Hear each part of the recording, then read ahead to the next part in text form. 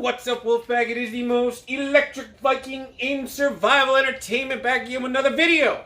And as you know, I'm really into overlanding, which is kind of like vehicle survival. So, I have here my overlanding kit, which is kind of like a vehicle survival kit. So stay tuned.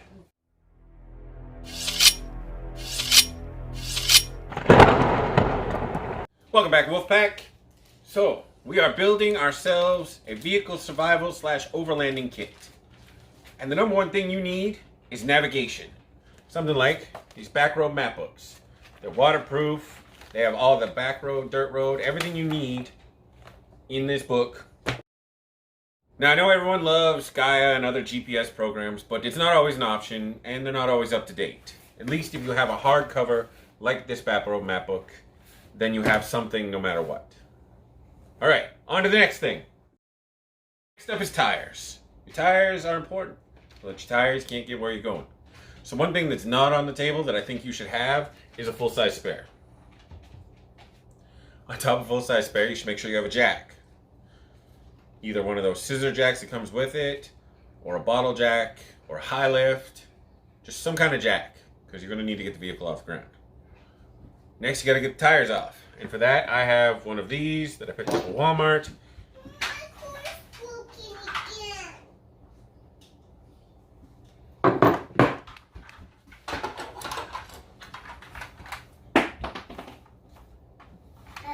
It dropped it. All right, go. All right, now that you got the vehicle in the air, you got to get the tire off. For that, you can use one of these. This is just basically a universal tire remover because it works way better than the one that came with your vehicle. I promise you that. For one thing,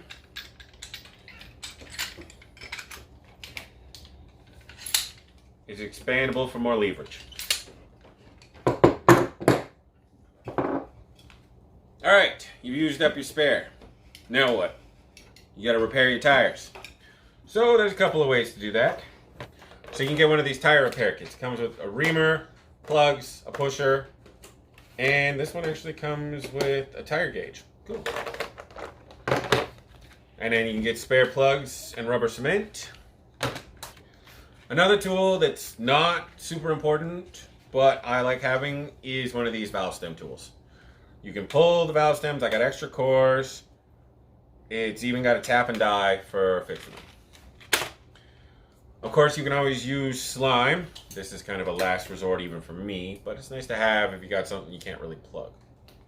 Or if you run out of plugs. And then,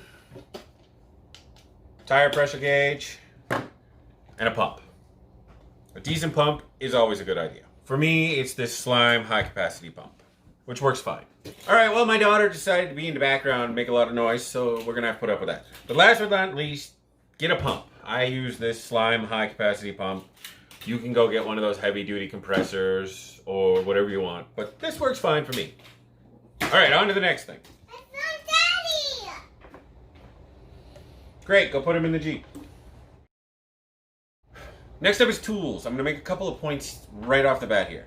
First is there's some tools in here that I keep in here just because I only use them on the Jeep, so there's no point in bringing them in the house because I don't have a garage. Next is redundancy. I like to have backups. It's just the way I've always been. It's why I have so much crap, because I like to have backups for my other crap. And lastly, you don't got to spend a lot of money to have a decent toolkit. Most of these tools were bought at Walmart, and they will work just fine. Or Canadian Tire. So first up is a 24-inch breaker bar, which is one of the tools that I don't need to keep in there, but it doesn't fit in the house, so it can stay in the Jeep. Next up is my torque wrench. And as the comments will probably reflect, you don't need that because you're just doing field repairs, but I have nowhere else to put it, so it goes in the Jeep. It only gets used with the Jeep, so it goes in the Jeep. Next up are kind of a personal choice, but I have a pry bar and a wrecking hammer. Just does. All right, next up we have a little ratcheting screwdriver set just for like small repairs around the cab and stuff like that. We have a set of metric wrenches from 8mm to 18mm. You'll see why in a second. Alright, next up is kind of cool. And if you don't buy anything else, you can just buy one of these. It's by Work Pro, new Walmart brand. I think I picked it up for like 35 bucks. In here we got a set of sockets. I haven't checked which ones. Socket wrench, Torx bits, 2 wheel wrenches, locking pliers, a screwdriver, non-ratcheting, tire pressure gauge, 2 sets of bits, 5 double-end wrenches, each side is a different size, a crescent wrench, and all that fits in a little tiny kit that you could throw in even the smallest car. So if you don't get anything else, get one of these. It's perfect. And last but not least is my favorite piece that my mother-in-law bought me for Christmas. And that is this handy little dual socket set. Got a nice dual socket wrench, adapter, extension, another adapter. Got a metric sockets on one side, imperial sockets on the other side. We got 19 down to 5 on that side, and 7/8 down to 5/32. Daddy, what's this? That's a socket. I like it. It's yummy. It is not yummy. You do not eat it. It's still cute. I like it. Okay, it's pretty. And yeah, I have backups, and sometimes you need 2 wrenches to fix something. Have you ever noticed that? You gotta hold one side and tighten the other side, so it's nice to have. And I have a pickup truck, so I have a little more space than most people. On to the next thing. Next up is electrical, because unless you're driving something that was built in the 1960s or earlier, you probably have electrical systems running through your vehicle. So, for me, that is a set of jumper cables, because you never know when you might have a dead battery. A metric ass load of cable ties, because they don't just work for electrical, they work for body repairs, hose repairs, pretty much everything. So get a lot of these and keep them on. A small amount of 18 gauge wire, electrician's tape, wire strippers,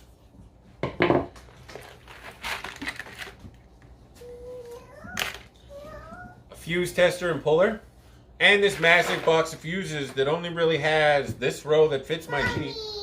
But you never know when you might need these. It's not for electrical. Recovery gear. Now, everyone and their dog in the comment section is going to tell you, you need a Bubba rope or a Yankum rope. You need max tracks and all this. You want to know what I have? I have a Smitty built winch on the front of my Jeep. I have this traction mat here. And this 20,000 pound recovery strap. Big dick. It's just impossible to film with a family. It really is. But I'm here to tell you that you don't need all this super expensive gear right off the bat. If all you have is this recovery strap and a shovel and a big dick, you'll be all right. And that's enough for recovery. And I'm going to go recover from this fucking video. All right, we've come to the end. This is the odds and ends. For me, I carry a bunch of cloths. Just keep stuff clean. Set of heavy-duty gloves for when I'm using my winch, because it's got a steel cable. Bungee cords, a cargo net, and these really nice ratchet straps that my wife got me for my birthday. So that is it. That is everything in my Overland survival kit. Leave a comment down below if there's something I forgot, if there's something you would do differently. Let me know what you thought. And if you like this video, hit like, subscribe, share. I really enjoy doing this, but I need encouragement. And that comes from you. So until next time, this Wolf Cross saying live forever, Wolf out.